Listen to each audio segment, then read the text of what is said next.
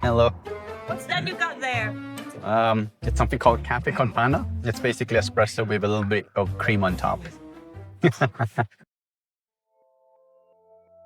Frankly, at a very young age, coming from England, it was a bit difficult for me to transition to the Philippines. I did mention that it was a bit difficult to stay in Manila because that was the first destination I was looking for a university.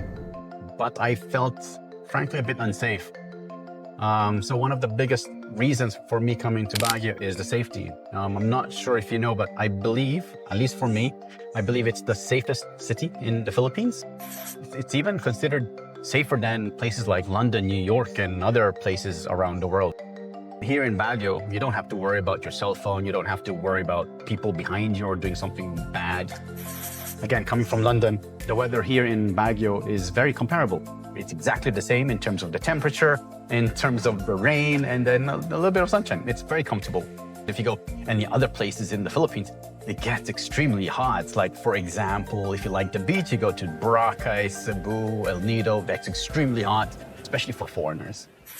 So because it's a study hub, most of the people coming to Baguio, aside from the locals, of course, are students. So if you do, for example, plan to go around, let's say you go to SM, which is a mall here in Baguio.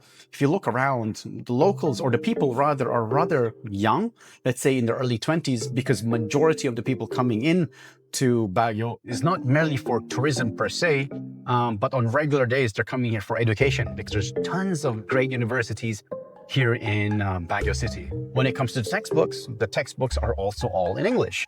The only time that I know of where you really have to strictly speak in Tagalog is in their Filipino subjects. Now, if you look at EF, which is an index study which shows you the ability of an English nation, the Philippines is ranked 22 globally. If you go into the research, we are ranked number 1. We're almost like native speakers, and Baguio is definitely ranked. If I'm not mistaken, the number was 614. It's right below Netherlands, I think. But yeah, you should check that out. Another great reason to come to Baguio City is because of the atmosphere environment itself.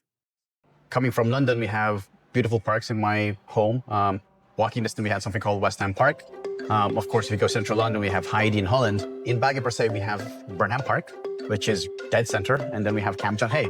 Camp John Hay is one of my favorite places to go to. If you take note of our campuses in Challenger Campus, which is located in Camp 7, and Premium, which is found in Green Valley or Dontogan, you can basically go to the center within a span of 10 to 15 minutes, depending where you are. But of course, that's just Baguio City.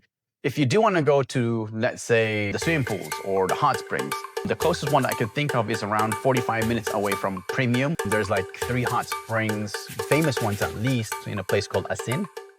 The nearest beach is about an hour away from Premium. If you go straight down to Marcos Highway and go straight to La Union.